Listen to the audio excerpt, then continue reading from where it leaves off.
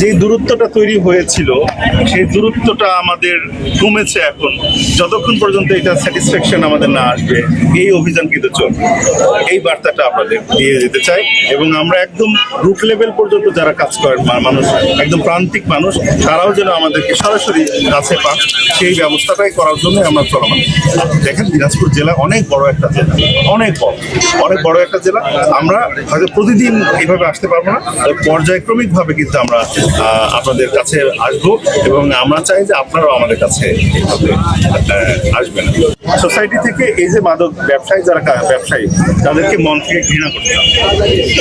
এটা যদি আপনি পারেন, এটা তো আমাদের সোসাইটি থেকে এই যে যত খারাপ কাজ, ধরেন এই যে দুর্নীতি বলেন, তারপরে এই যে মাদক কারবারি বলেন, যারা শিশু নারী নির্যাতনকারী বলেন, চাঁদাবাজি বলেন, তারপরে অসাধু ব্যবসায়ীর যে কার্যক্রম, এদেরকে যদি আপনারা সমাজের ভেতর থেকে যদি আমরা যদি ঘৃণা করতে না পারি বা এদেরকে যদি আমরা অ্যাপ্রিসিয়েট না করি, আস্তে আস্তে কিন্তু এগুলো কমতে থাকে। সোসাইটি থেকে দেখবেন একটা বড় গ্রুপ বা বড় অংশ এদেরকে আমার মনে হয় কি বলে, এদেরকে শেল্টার দেয় বা লালন পালন করার চেষ্টা করে। এই কাজগুলো করবেন। সমাজের একটা প্রান্তিক মানুষ সে না বুঝে অনেক সময় তাদেরকে দেখা গেল তাদেরকে আশ্রয় প্রশ্রয় দিচ্ছে। সব জায়গা থেকে আপনাদেরকে লাভ হচ্ছে। হ্যাঁ, আপনারা বলেছেন আমাদের এখানে মাননীয় এমপি মহোদয় এই মাদকের ব্যাপারে জিরো টলারেন্স বা মাদকের বিরুদ্ধে বারবার কথা বলছেন।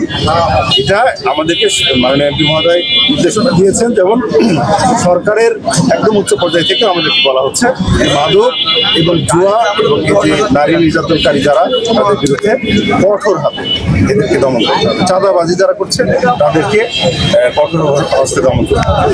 এই বিষয়গুলো একদম সরকারের যত্ন বা সরকারের উচ্চ পর্যায় থেকেই আমাদের নির্দেশনা বারবার দেওয়া হচ্ছে। আপনাদের সহযোগিতাটা আসতে পারে, এই জন্যই আমরা আসছি। আপনারাও আমাদের সাথে কানেক্টেড থাকবেন। ধন্যবাদ স্যার।